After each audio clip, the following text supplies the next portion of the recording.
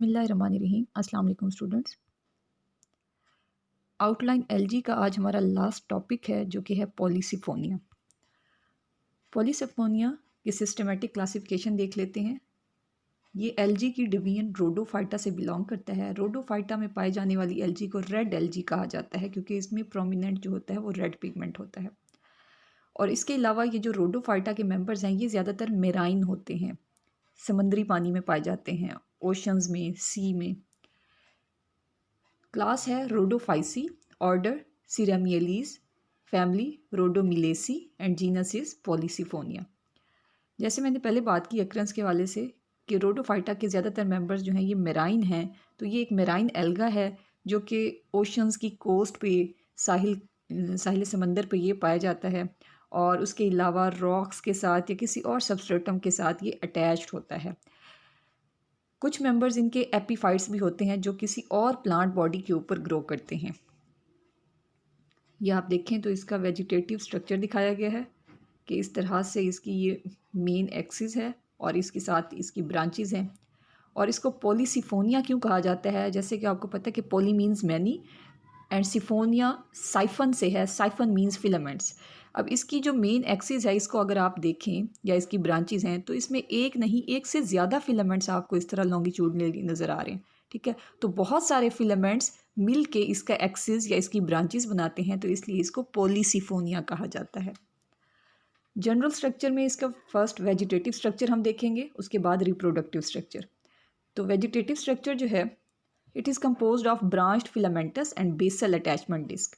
ऊपर जो है इसका ब्रांच्ड फिलामेंटस स्ट्रक्चर है और बेस पे इसका बेसल अटैचमेंट डिस्क होती है जो किसी सबस्ट्रेटम के साथ अटैच होने के लिए यूज़ होती है।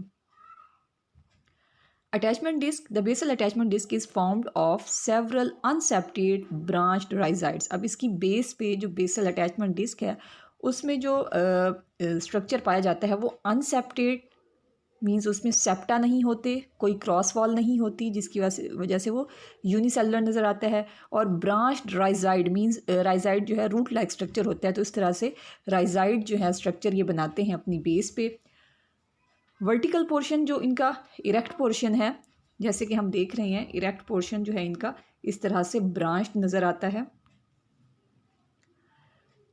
Vertical portion is formed of laterally branched axis. एक इनकी मेन एक्सिस है और उसके साइडों पे लेटरली ब्रांच मीन्स उसके साइड्स पे ब्रांचेस हैं। Lateral means sides.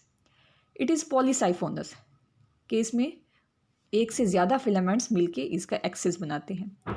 It's axis is formed of a bundle of filaments और साइफन्स। साइफन्स कहते हैं फिलामेंट्स को।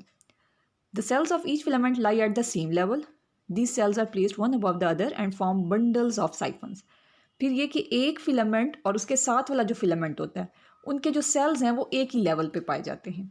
मैं आपको इस तरह से दिखाती हूँ कि ये आप देखें कि ये इसकी वेजिटेटिव स्ट्रक्चर आप देखें दिखाया गया है कि इसमें बहुत सारे फिलामेंट्स लॉन्गिट्यूडनल इस तरह दिखाए गए हैं कि बहुत सारे फिलामेंट्स मिलके इसका मेन एक्सिस भी बनाते हैं। इसकी लेटरल ब्रांचेस हैं, फिर ये मज़ीद इनकी ब्रांचेस होती हैं, अगेन ये डिवाइड होकर ब्रांचेस बनाते हैं। तो इस तरह से ब्रांच जो है ये फिलामेंटस स्ट्रक्चर है। फिर ये कि इनके जो फिलामेंट्स हैं ये आप यहाँ पर देखें तो ये लॉन्गिट्यूडनली एक फिलामेंट है, फिर ये दूसरा फिलामेंट है, ये तीसरा फिलामेंट है, इस तरह बहुत सारे फिलामेंट्स दिखाए गए। तो एक फिलामेंट और दूसरे फिलामेंट के जो सेल्स हैं देखिए एक ही लेवल पे हैं। ठीक है, तो ये इनके साथ वाले जो फिलामेंट्स के सेल्स होते हैं ये आपस में एक ही लेवल पे जो हैं ये मौजूद होते हैं। The central siphon is primary axis. It is surrounded by variable number of pericentral filaments. फिर इसका अगर हम ट्रांसवर्स सेक्शन काट के देखें पॉलीसाइफोनिया का, तो उसमें सेंटर में जो होता है जो मेन उसकी सेंट्रल एक्सिस बनाता है उसको सेंट्रल साइफन कहा जाता है। और उसके बाहर जो एक टायर एक या एक लेयर सी बनती है फिलामेंट्स की वो कहलाते हैं pericentral filaments. The number of pericentral cells in each tier is constant for a particular species. अब ये जो पेरीसेंट्रल सेल्स होते हैं जो कि सेंट्रल साइफन के अराउंड होते हैं, इनकी एक लेयर में, टायर मीन्स यहाँ वर्ड यूज हुआ टायर, टायर मीन्स लेयर या वर्ल, एक वर्ल में जैसे फ्लावर की वर्ल्स होती हैं ना उस तरह से सेंट्रल साइफन के बाहर जो इनकी वर्ल है उसमें पेरीसेंट्रल सेल्स की तादाद जो है हर स्पीशीज़ के लिए मखसूस होती है, पर्टिकुलर है, उनके लिए स्पेसिफिक है। आप यहाँ पर देख सकते हैं कि ये इसका ट्रांसवर्स सेक्शन दिखाया गया है, ठीक है।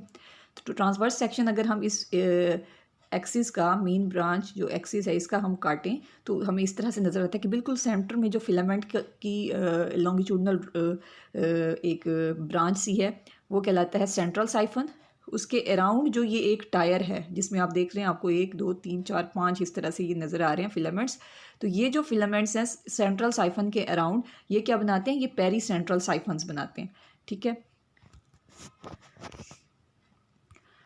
नेक्स्ट इसमें होते हैं corticating filament. The central axis in the basal portion is further surrounded by one और more layers of corticating filaments. These corticating filaments are present in the basal portion. अब इसमें क्या होता है कि इनकी जो सेंट्रल एक्सिस होती है, मेन एक्सिस होती है, उसके बेसल पार्ट में कुछ और फिलामेंट्स भी पाए जाते हैं इनके अराउंड जो कि कॉर्टिकेटिंग फिलामेंट्स कहलाते हैं। अब कॉर्टिकेटिंग फिलामेंट्स के जो सेल्स हैं उनको कॉर्टिकल सेल्स लिखा हुआ है, ठीक है। अब यहाँ पर भी आप देख सकते हैं ये कॉर्टिकल साइफन्स या कॉर्टिकेटिंग फिलामेंट्स के जो ये सेल्स हैं ये दिखाए गए हैं और ये मल्टी लेयर्ड होते हैं, ज़्यादा लेयर्स में या टायर्स में ये पाए जाते हैं और ये बेसल पार्ट्स में कॉर्टिकेटिंग फिलामेंट्स मौजूद होते हैं। Trichoblast. The tips of branches are monosiphonous, so these are tapering. These branches are fine hair-like, so these are called trichoblast. Trichoblast are borne in spiral manner on the axis. The cells of the trichoblast are uninucleate and colorless. अब हमने एक बात की कि ये Polysiphonia जो है इसमें मल्टीपल फिलामेंट्स होते हैं जिसकी वजह से इसको पॉलीसिफोनिया कहा जाता है। लेकिन इनकी जो आप देखें बेस से लेकर ब्रांचेस में हर जगह इनके फिलामेंट्स जो है वो ज़्यादा हैं, लेकिन जहाँ इनकी टिप्स हैं ये देखें, ये जो इनके एंड्स हैं ना ब्रांचेस के एंड, ये टेपरिंग है, मींस एंड पे पॉइंटेड हैं, ठीक है। और यहाँ पर देखें तो एक रो हमें सेल्स की नज़र आ रही है, इस टेपरिंग एंड पे भी एक रो नज़र आ रही है सेल्स की, यहाँ पर भी एक है, जबकि नीचे ब्रांचेस में मल्टीपल रोज हैं जिसकी वजह से हम कहते हैं कि पॉलीसाइफोनस है। तो यहाँ पर इनके जो एंड्स हैं यहाँ पर ये क्या हैं, मोनोसाइफोनस हैं अपने एंड्स पे, क्योंकि यहाँ पर देखें ये जो इसकी एंड है टेपरिंग एंड, इसमें भी एक रो है सेल्स की, ठीक है। नीचे तो ज़्यादा फिलामेंट्स थे, एंड्स पे एक एक फिलामेंट्स हैं, तो हम कहते हैं कि इनके जो एंड्स हैं ये मोनोसाइफोनस हैं, पॉइंटेड हैं, टेपरिंग हैं, हेयर लाइक स्ट्रक्चर हैं और इन हेयर लाइक या टेपरिंग एंड्स को कहते हैं ट्राइकोब्लास्ट, ठीक है। और ये जो ट्राइकोब्लास्ट हैं इनके जो सेल्स होते हैं एक तो ये कलरलेस होते हैं, दूसरा यूनिन्यूक्लिएट होते हैं कि हर एक सेल के अंदर एक एक न्यूक्लियस पाया जाता है। तो ये तो वेजिटेटिव स्ट्रक्चर है। सेल स्ट्रक्चर, अब साइफन के एक सेल की अगर हम बात करें, फिलामेंट का एक जो सेल है वो यूनिन्यूक्लिएटेड होता है। यंग सेल्स जो होते हैं वो यूनिन्यूक्लिएटेड होते हैं, जैसे ही सेल्स ग्रो करते हैं, साइज़ में बड़े होते हैं तो ये मल्टी न्यूक्लिएट होना शुरू हो जाते हैं। इनका जो एक न्यूक्लियस था वो डिवाइड होकर कई न्यूक्लियाई बना लेता है। तो ये मैच्योर सेल्स जो हैं वो मल्टी न्यूक्लिएटेड होते हैं और यंग सेल्स यूनिन्यूक्लिएटेड होते हैं। अब सेल्स के अंदर बहुत सारे क्लोरोप्लास्ट पाए जाते हैं जो कि डिस्क शेप्ड होते हैं। इसके अलावा इनमें जो पिगमेंट्स पाए जाते हैं उनमें क्लोरोफिल ए है, क्लोरोफिल डी है। आप जनरल करैक्टर्स में पढ़ चुके हैं कि क्लोरोफिल ए तो तमाम एल्गी में होता है, साथ में और पिगमेंट्स डिफरेंट हो सकते हैं, जैसे क्लोरोफिल डी जो है ये डिवियन रोडोफाइटा में इनके मेंबर्स में पाया जाता है। तो क्लोरोफिल डी है, कैरोटीन है, जेंथोफिल है, फाइकोइरेथ्रिन और फाइकोसियानिन भी इसमें पाए जाते हैं। अब फाइकोइरेथ्रिन जो है ये इसको रेड कलर देता है, रेड कलर का पिगमेंट है जिसकी वजह से हम कहते हैं कि ये रेड एल्गी है, रोडोफाइटा। उसके अलावा इनमें पायरिनाइड्स नहीं होते। रिजर्व फूड मटेरियल जो इनमें स्टोर होता है वो होता है in the form of floridean starch. तमाम रोडोफाइटा में फ्लोरिडियन स्टार्च की फॉर्म में रिजर्व फूड मटेरियल स्टोर होता है। और ये जो फ्लोरिडियन स्टार्च है it is intermediate between the starch and dextrin. Starch और डेक्स्ट्रिन का इंटरमीडिएट है ये। नेक्स्ट है इसमें रिप्रोडक्शन। पॉलीसिफोनिया में अल्टरनेशन ऑफ जनरेशन पाई जाती है। अल्टरनेशन ऑफ जनरेशन मींस पहले भी हम जिक्र कर चुके कि एलजी की जो पिछली हमने टाइप्स पढ़ी हैं उनमें हमने कहा कि दो तरह की जनरेशन्स जो हैं वो पाई जाती हैं उनके लाइफ साइकिल में। एक जनरेशन कहलाती है स्पोरोफाइट जनरेशन और दूसरी गैमीटोफाइट। स्पोरोफाइट वो जनरेशन होती है जो स्पोर्स प्रोड्यूस करती है। स्पोर्स प्रोड्यूस करने के बाद वो स्पोर्स जो हैं वो जर्मिनेट होते हैं और वो बनाते हैं गैमीटोफाइट जनरेशन, दूसरी जनरेशन, ठीक है। गैमीटोफाइट जनरेशन वो जनरेशन होती है जो गैमीट्स प्रोड्यूस करती है। तो गैमीटोफाइट से मेल और फीमेल गैमीट्स बनते हैं। वो गैमीट्स आपस में फर्टिलाइजेशन करते हैं, जाइगोट बनता है और जाइगोट की फर्दर डिवीजन और ग्रोथ से दोबारा स्पोरोफाइट जनरेशन बनती है। तो स्पोरोफाइट के स्पोर्स के ज़रिए गैमीटोफाइट जनरेशन बनी और गैमीटोफाइट्स के गैमीट्स और जाइगोट के बाद फिर अगेन जो है वो स्पोरोफाइट जनरेशन डेवलप होती है। तो ये कहलाता है अल्टरनेशन ऑफ जनरेशन, के दोनों जनरेशन स्पोरोफाइट और गैमीटोफाइट आपस में अल्टरनेट होते रहते हैं लाइफ साइकिल में, और इनमें दोनों जनरेशन्स जो हैं वो आइसोमॉर्फिक हैं। Iso means same, morphic morphology के हवाले से, स्ट्रक्चर के हवाले से मीन्स दोनों का जो स्ट्रक्चर है गैमीटोफाइट और स्पोरोफाइट का वो सेम है, एक जैसा है। Both gametophytic and sporophytic generations are identical, क्योंकि ये आइसोमॉर्फिक हैं तो दोनों आइडेंटिकल एक जैसी हैं। फ़र्क इनमें ये होगा कि इनके जो क्रोमोसोम्स की तादाद है वो डिफरेंट होगी। गैमीटोफिटिक जनरेशन जो है वो हैप्लाइड है, उसमें एक सेट होगा क्रोमोसोम्स का, और जो स्पोरोफिटिक जनरेशन है वो डिप्लाइड होगी। Sexual reproduction occurs in gametophytic plants and the asexual reproduction occurs in sporophytic plants. Sporophytic plant जो होगा वो स्पोर्स प्रोड्यूस करेगा, तो ये रिप्रोडक्शन होगी एसेक्सुअल रिप्रोडक्शन, और जो गैमेटोफिटिक होगा वो गैमीट्स प्रोड्यूस करेगा और उसके ज़रिए जो रिप्रोडक्शन होगी वो सेक्सुअल रिप्रोडक्शन होगी। तो फर्स्ट हम देख रहे हैं इसमें सेक्सुअल रिप्रोडक्शन। ज़्यादातर जो स्पीशीज़ हैं इनकी वो हेट्रोथैलिक हैं। Hetero means different, phthalic term लिया गया है थैलस से, तो डिफरेंट थैलाई मीन्स मेल थैलस और फीमेल थैलस जो है वो डिफरेंट होंगे। एक जो इसका मेल थैलस होगा उस पे मेल गैमिटेंजिया और गैमीट्स बनेंगे, और जो फीमेल गैमिटेंजिया और फीमेल के लिए जो सेक्स ऑर्गन बनेंगे और फीमेल के लिए जो गैमीट्स बनेंगे उसके लिए थैलस डिफरेंट होगा। तो मेल और फीमेल थैलस डिफरेंट होने की वजह से इसको टर्म दी गई है हेट्रोथैलिक या dioecious. Di means two different plants होंगे, मेल प्लांट और फीमेल प्लांट अलग अलग होंगे। स्पर्मेटेंजिया है फर्स्ट। स्पर्मेटेंजिया क्या है? They are male sex organs. Male sex organs जो इसमें बनते हैं उनको स्पर्मेटेंजिया कहा जाता है। इसका सिंगुलर है स्पर्मेटेंजियम।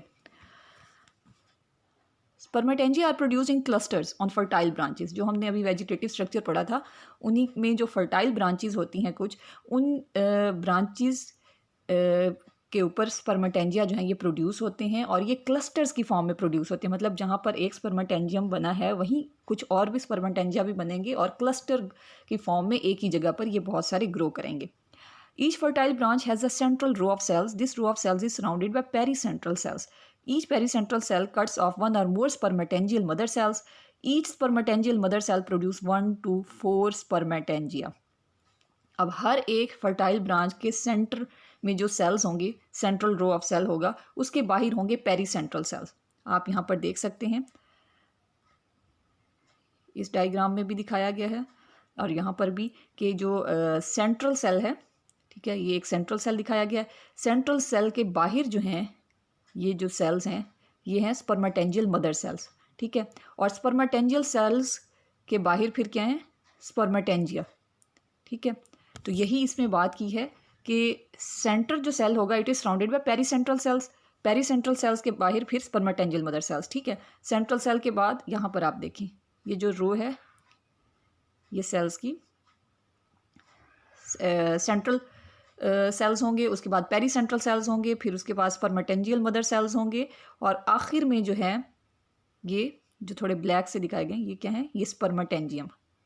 स्पर्मेटेंजिया के अंदर स्पर्मेटियम बनेगा जो कि मेल गैमीट है, और यहाँ पर ये पूरा स्पर्मेटेंजियम जो है ये दिखाया गया जिसको एंथ्रीडियम लिखा हुआ है। एंथ्रीडियम या स्पर्मेटेंजियम दो नाम हैं एक ही मेल सेक्स ऑर्गन के। तो ये स्पर्मेटेंजियम जो है ये हमने कहा कि फीमेल फर्टाइल ब्रांच के एक्सिस में ये स्पर्मेटेंजियम जो है ये बनते हैं, और क्लस्टर की फॉर्म में ये तो एक दिखाया गया, बहुत सारे इस तरह से यहाँ पर डेवलप होंगे।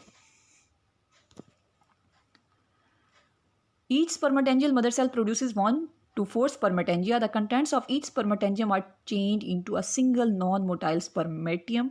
The spermatangial wall ruptures and release spermatium. Water currents carry them to the carpogonia. अब जैसे हमने बात की कि सेंट्रल सेल, उसके बाद पेरीसेंट्रल सेल, पेरीसेंट्रल सेल के बाद जो है बनेंगे स्पर्मेटेंजियल मदर सेल्स, और उनके बाहर जो है हर स्पर्मेटेंजियल मदर सेल के बाहर 2 to 4 स्पर्मेटेंजियम जो हैं ये बनेंगे, ठीक है। हर एक सेल के ऊपर आप यहाँ पर देखें कि हर एक स्पर्मेटेंजियल मदर सेल के ऊपर तकरीबन 2 जो हैं स्पर्मेटियम हर एक सेल के ऊपर बाहर की तरफ दिखाए गए हैं। यहाँ पर भी आप देख सकते हैं कि एक स्पर्मेटेंजियल मदर सेल है तो इसके बाहर 2 स्पर्मेटेंजियम दिखाए गए हैं, ठीक है।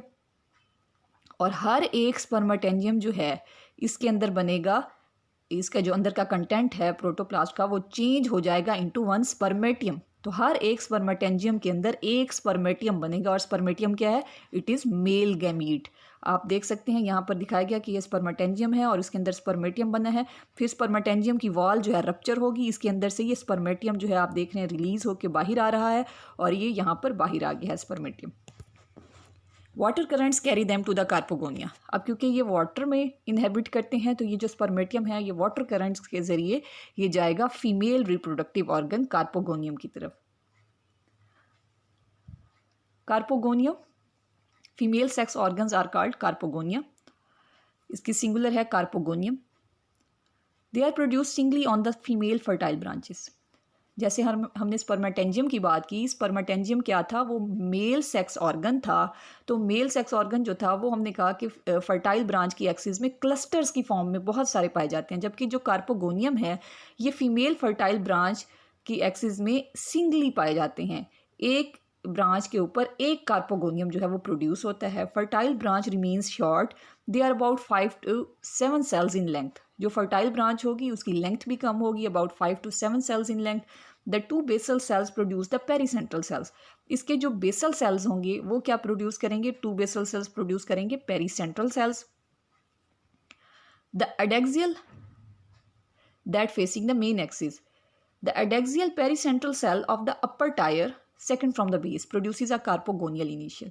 अब हमने कहा कि इसके बेसल 2 सेल्स जो हैं वो क्या प्रोड्यूस करते हैं, वो पेरीसेंट्रल सेल्स प्रोड्यूस करते हैं। अब इन पेरीसेंट्रल सेल्स में से जो एडेक्सियल पेरीसेंट्रल सेल होगा, ठीक है, 2 सेल्स बने ना ऊपर नीचे की तरफ, 2 सेल्स जो हैं उनमें से जो एडेक्सियल है, एडेक्सियल वो वाली साइड होती है जो कि मेन एक्सिस की तरफ हो, ठीक है। तो वो सेल जो कि मेन एक्सिस की तरफ होगा और वो जो सेकंड रो में पाया जाएगा फ्रॉम द बेस, वो प्रोड्यूस करेगा कार्पोगोनियम। जैसे आप ये देखें तो ये यहाँ पर दिखाया गया है कि ये पेरीसेंट्रल सेल्स जो हैं 2 बने हैं और ये पेरीसेंट्रल सेल वो जो कि एक्सिस की तरफ है, इसके ऊपर वाला जो सेल होगा, ठीक है, इसके ऊपर वाला जो सेल है ये प्रोड्यूस करेगा, मीन्स सेकंड फ्रॉम द, अगर हम देखें फ्रॉम द बेस, ये फर्स्ट है और ये सेकंड है, तो ये प्रोड्यूस करेगा बाइडवियन जो है कार्पोगोनियम।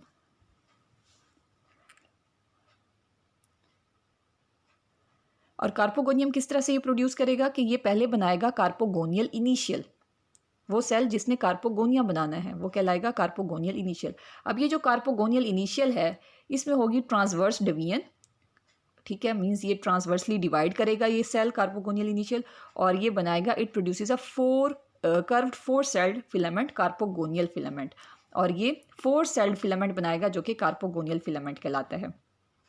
आप यहाँ पर भी देख सकते हैं कि इसकी जो डिवीजन से जो सेकंड यहाँ पर फ्रॉम द बेस जो सेकंड सेल है ये डिवाइड करता है, ये एक्ट करता है एज अ कार्पोगोनियल इनिशियल, और ये कार्पोगोनियल इनिशियल जो है ये डिवाइड होता है ट्रांसवर्सली, तो रो ऑफ सेल्स बनाएगा, 4 सेल्स बनेंगे इसकी रो में, और फिर जो है ये जो 4 सेल स्ट्रक्चर है ये क्या कहलाएगा, कार्पोगोनियल फिलामेंट।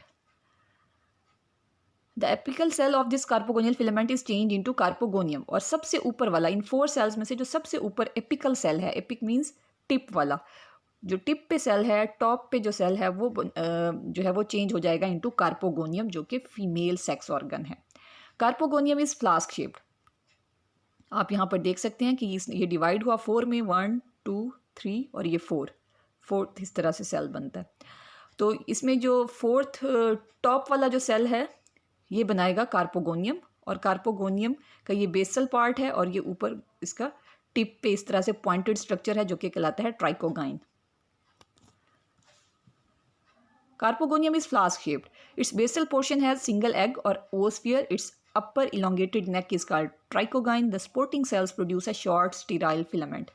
आप देख सकते हैं कि ये जो टॉप वाला सेल है इसका कार्पोगोनियम का ये बेसल पार्ट है, इसके अंदर इस बेसल पार्ट के अंदर एक एग या जिसे oosphere भी कहते हैं, एक एग इसके अंदर पाया जाएगा इस बेसल पार्ट में। और ये थोड़ा स्वोलन पार्ट है। ऊपर वाला जो इसका पार्ट है इसको नेक भी कहते हैं, ये बिल्कुल पॉइंटेड है और इसको कहते हैं ट्राइकोगाइन। और यहाँ पर आप देख सकते हैं कि यहाँ पर बेसल स्टीराइल फिलामेंट भी इसकी बेस पर मौजूद हैं जो कि स्पोर्टिंग सेल से बनेंगे। The pericentral cells adjacent to the sporting cell divide simultaneously. They produce a single layered covering around the carpogonium. This sterile covering develops an opening at the tip. This opening is called ostiole. अब इस sporting cell के साथ जो बाकी पेरिसेंट्रल sales हैं वो divide होंगे, ठीक है। इस स्पोर्टिंग सेल के साथ बाकी जो पेरिसेंट्रल सेल्स हैं ये डिवाइड होंगे और डिवाइड होते होते ये पूरा इस तरह से एक स्ट्रक्चर बना लेंगे, एक कवरिंग सी बना लेंगे और इसको ये कवर कर लेंगे। और ऊपर से एक ओपनिंग सी होगी इसकी, ये ओपनिंग जो है ये ऑस्टियोल कहलाएगी और बाकी जो नीचे है ये पूरा कवर्ड स्ट्रक्चर बनेगा। फर्टिलाइजेशन, अब हमने देखा कि स्पर्माटेंजियम के अंदर स्पर्मेटियम बना और इसी तरह से कार्पोगोनियम की बेस पे हमने कहा एक एग या oosphere मौजूद होगा। अब स्पर्मेटियम जो है वो जब स्पर्मेटेंजियम के बाहर आएगा, रिलीज होके वाटर में जाएगा, फिर वहाँ से ये आएगा टुवर्ड्स द कार्पोगोनियम। कार्पोगोनियम की तरफ जब ये आएगा तो उसकी टिप पे जो ट्राइकोगाइन है वहाँ आकर उसके साथ ये डिज़ोल्व हो जाएगा। यहाँ पर स्पर्मेटियम आएगा, ट्राइकोगाइन की जो वॉल है वो डिज़ोल्व हो जाएगी और स्पर्मेटियम का जो न्यूक्लियस है वो अंदर आके यहाँ बेसल पार्ट में, कार्पोगोनियम का जो बेसल पार्ट है वहाँ पर एग होगा, वहाँ आके फर्टिलाइजेशन करेगा। The spermatial nucleus with its cytoplasm enters into the trichogyne. It moves down to the basal portion of the carpogonium. Fertilization occurs and diploid zygotic nucleus is produced. जब वो fertilisation करेगा oosphere या egg के साथ तो diploid zygotic nucleus या zygote बना लेगा। It soon divides into 2 nuclei. अब ये जो जाइगोटिक न्यूक्लियस बना है, जो हमने कहा कि मेल और फीमेल गैमीट्स की फर्टिलाइजेशन से डिप्लाइड जाइगोटिक न्यूक्लियस बना है, ये जैसे ही बनेगा उसके बाद ये माइटोसिस करके 1 से 2 में कन्वर्ट हो जाएगा। मींस एक न्यूक्लियस था डिप्लाइड और फिर ये डिवाइड हुआ और इसने अपने जैसे 2 डिप्लाइड न्यूक्लियाई बना लिए। नेक्स्ट है इसमें carpospore formation and germination. After fertilization, the sporting cell cuts off an auxiliary cell towards the upper side. This auxiliary cell develops a tubular connection with the basal portion of the carpogonium.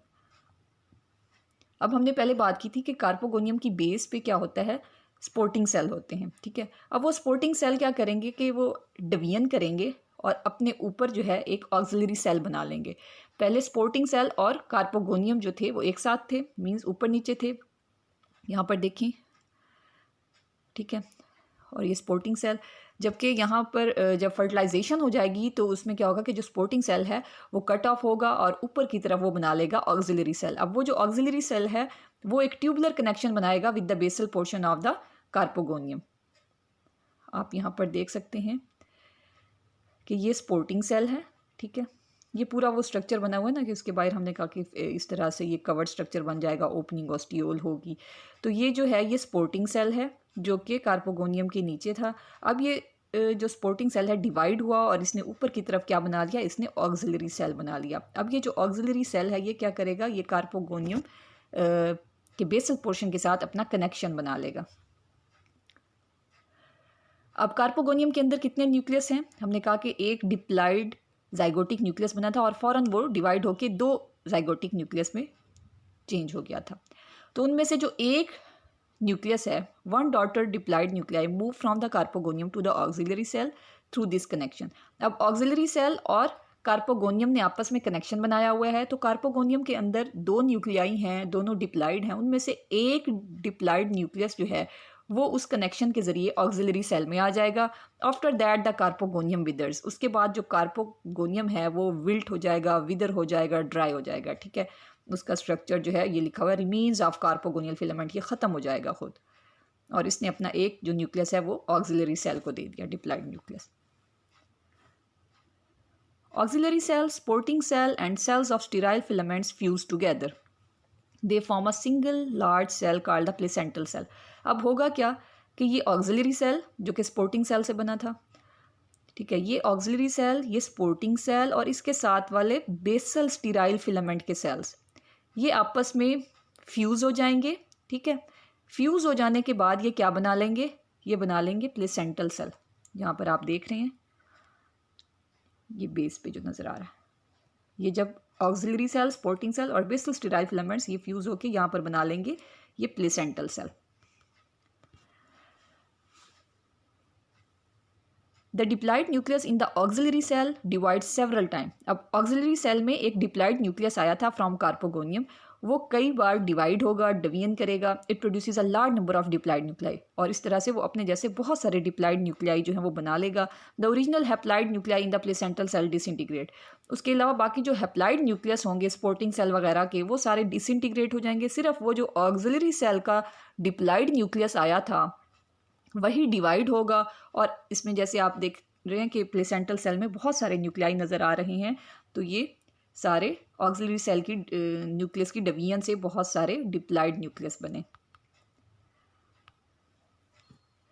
फिर क्या होगा कि several small protuberances are produced on the surface of placental cell. One diploid nucleus migrates into each protuberance. The tube is cut off by the formation of a septum. It functions as an initial of the gonimoblast filament. This initial undergoes few transverse division and it produces short gonimoblast filament. अब क्या होगा कि ये आप देख सकते हैं कि प्लेसेंटल सेल के ऊपर छोटे छोटी सी आउट ग्रोथ सब या प्रोट्यूबरेंस जिसे कहते हैं ये बनना शुरू हो जाएंगी। ठीक है, अब ये जो प्रोट्यूबरेंस बनी है, एक एक न्यूक्लियस इन प्रोट्यूबरेंस में चला जाएगा। ठीक है, अब हर एक प्रोट्यूबरेंस जो है ये डिवाइड करेगी ट्रांसवर्सली, ये कट ऑफ होके अपने ऊपर और सेल्स बना लेंगे। तो ये इस तरह से आप देख रहे हैं कि इस तरह से रो ऑफ सेल्स या फिलामेंट्स जो हैं ये इसके ऊपर बन जाते हैं। और फिर ये जो एक हम कहते हैं कि एक सेल की रो बनी है, it function as a initial of gonimoblast filament. This initial undergoes several transverse divisions and produce short gonimoblast filaments. और इसके ऊपर आप देख रहे हैं कि प्लेसेंटल सेल के ऊपर ये इसकी जो प्रोट्यूबरेंस बनी और उसके ऊपर जो सेल्स बने ये क्या बना लेते हैं, ये बना लेते हैं गोनिमोब्लास्ट फिलामेंट्स। ये जो फिलामेंट स्ट्रक्चर है, ये फिलामेंट हो गया, ये फिलामेंट हो गया, एक प्रोट्यूबरेंस के ऊपर ये बना, दूसरे प्रोट्यूबरेंस के ऊपर ये बना, तो ये क्या है, ये गोनिमोब्लास्ट फिलामेंट्स बनते हैं। अब ये जो गोनिमोब्लास्ट फिलामेंट है इनका जो टर्मिनल सेल होगा, the terminal cell of each gonimoblast filament act as a carposporangium. It produces a single non motile diploid carpospore. अब ये हमने कहा कि बहुत सारे गोनिमोब्लास्ट फिलामेंट बन गए, ये एक गोनिमोब्लास्ट फिलामेंट, ये दूसरा गोनिमोब्लास्ट फिलामेंट, ये इसी तरह से ये बहुत सारे गोनिमोब्लास्ट फिलामेंट्स हैं। हर एक गोनिमोब्लास्ट फिलामेंट का जो टर्मिनल सेल, जो टॉप पे सेल है, वो क्या बनाएगा, वो बनाएगा कार्पोस्पोरेंजियम।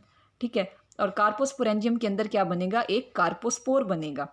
और कार्पोस्पोर में जो न्यूक्लियस होगा वो डिप्लॉइड होगा, क्योंकि ये सारे डिप्लॉइड न्यूक्लियाई आ रहे हैं फ्रॉम द प्लेसेंटल सेल इनके अंदर। The mass of gonimoblast filaments and the placental cell form the carposporophyte. It is covered with sterile covering और pericarp. Pericarp forms the fruiting body और द सिस्टोकार्प।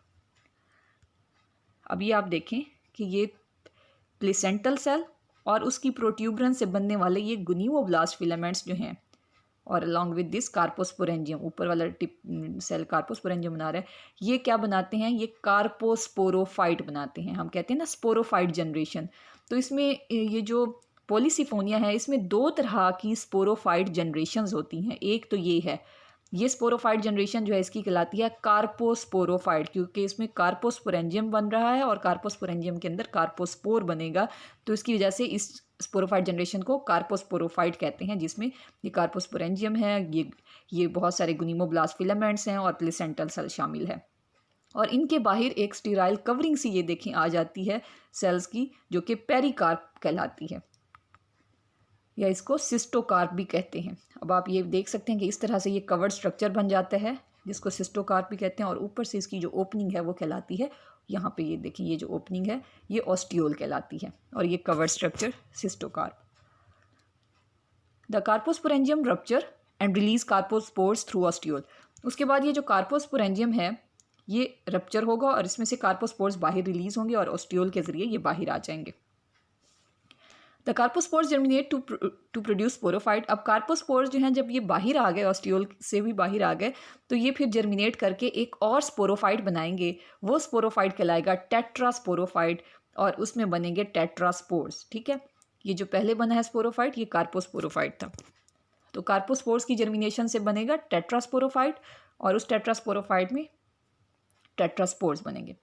अब ये जो है नेक्स्ट, इसमें asexual reproduction है जो कि स्पोरोफाइट में होगी। और ये कौन सा स्पोरोफाइट बना है हमारे पास, अब आया है टेट्रास्पोरोफाइट। टेट्रास्पोरोफाइट में होंगे टेट्रास्पोरेंजियम, ठीक है, और टेट्रास्पोरेंजियम के अंदर बनेंगे tetraspores. Tetrasporangia are produce from the fertile pericentral cells. Pericentral cells जो हैं वो बनाएंगे tetrasporangium. Only one pericentral cell in each tier is fertile. हर एक टायर या वर्ल में सिर्फ एक पेरीसेंट्रल सेल जो है वो फर्टाइल होगा।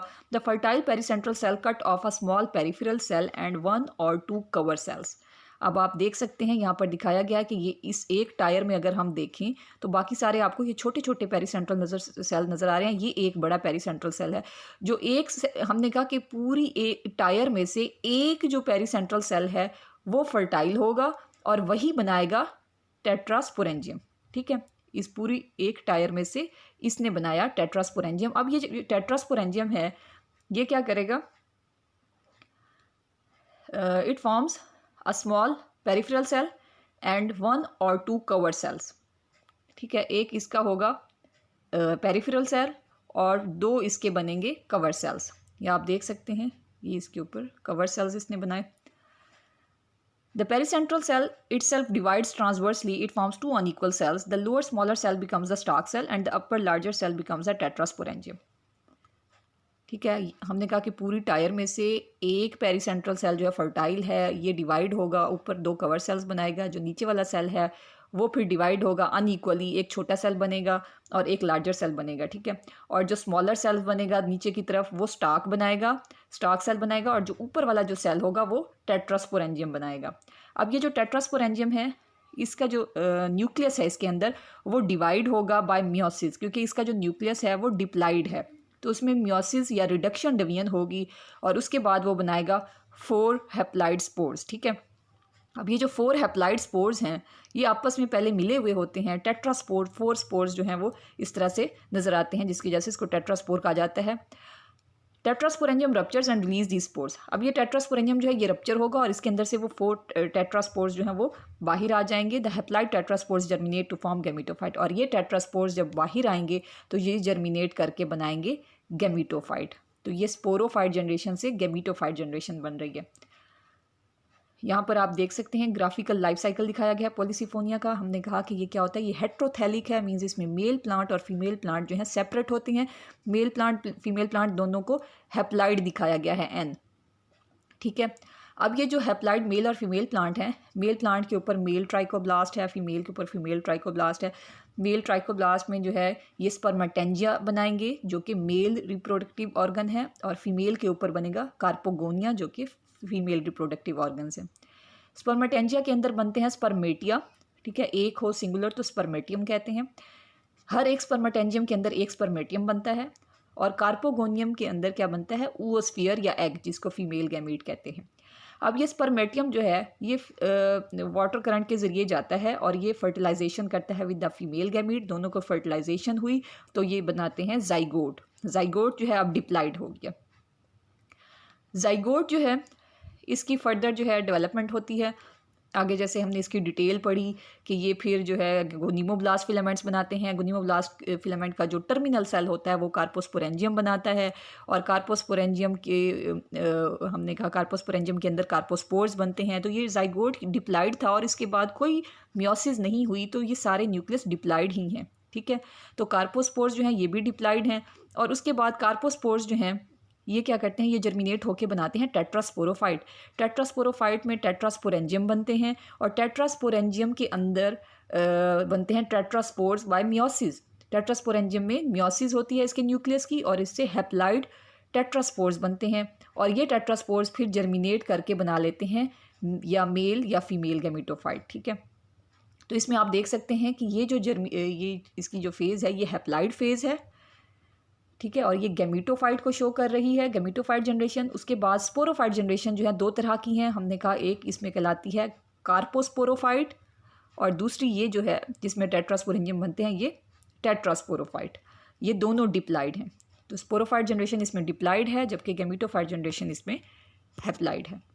तो इसमें अल्टरनेशन ऑफ जनरेशन का बताया गया है कि गैमीटोफाइट के ऊपर गैमीट्स बनते हैं, स्पर्मेटियम और ओस्फियर आपस में फर्टिलाइज करते हैं, जाइगोट बनाते हैं, जिससे स्पोरोफिटिक जनरेशन बनती है। स्पोरोफिटिक जनरेशन दो तरह की हैं, पहले कार्पोस्पोरोफाइट बनता है, ठीक है, फिर उसमें कार्पोस्पोर्स होते हैं, वो जर्मिनेट करके टेट्रास्पोरोफाइट बनाते हैं, उसके अंदर टेट्रास्पोर्स बनते हैं। टेट्रास्पोर्स क्योंकि रिडक्शन डिवीजन या म्योसिस से बनते हैं तो ये हैप्लाइड होते हैं, और ये टेट्रास्पोर्स फिर जर्मिनेट करके गैमीटोफिटिक स्टेज या गैमीटोफिटिक प्लांट बनाते हैं।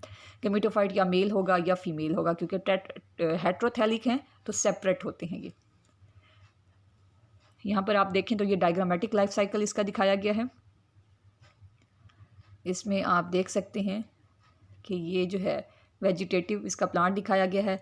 ये मेल गैमीटोफाइट प्रोड्यूस कर रहा है, मेल गैमीटोफाइट के ऊपर मेल सेक्स ऑर्गन जो है स्पर्मेटेंजियम, और इसके ऊपर आप देख रहे हैं कि फीमेल गैमीटोफाइट जो है इसमें कार्पोगोनियम बनेगा, ठीक है, और यहाँ से स्पर्मेटियम जो है रिलीज़ होगा, और यहाँ इसका जो ओस्फेयर है इसके साथ आके ये फर्टिलाइजेशन करेगा और इसको कन्वर्ट कर देगा जाइगोट में। फिर आगे आपने उसमें देखी हैं जिस तरह की चेंजेस आती हैं कि उसके सपोर्टिंग सेल और ऑक्सिलरी सेल और जो बेसल स्टेराइल फिलामेंट्स हैं वो मिल के बना लेते हैं प्लेसेंटल सेल, और फिर इस तरह से वो आगे कार्पोस्पोरोफाइट बनाते हैं। कार्पोस्पोरोफाइट के अंदर जो है हमने कहा कि कार्पोस्पोर्स बनते हैं, कार्पोस्पोर्स जर्मिनेट करके फिर टेट्रास्पोर्स बना लेते हैं। पहले टेट्रास्पोरेंजियम बनता है, उसके अंदर टेट्रास्पोर्स बनते हैं। टेट्रास्पोर्स जो हैं ये म्योसिस के ज़रिए बनते हैं, ये आप देख रहे हैं कि म्योसिस होती है, फिर ये टेट्रास्पोर्स बनते हैं, तो ये हैप्लाइड होते हैं, और फिर ये टेट्रास्पोर्स जर्मिनेट करके गैमीटोफाइट बना लेते हैं। तो ये इसका डायग्रामेटिक लाइफ साइकिल है। थैंक यू, अल्लाह हाफिज़।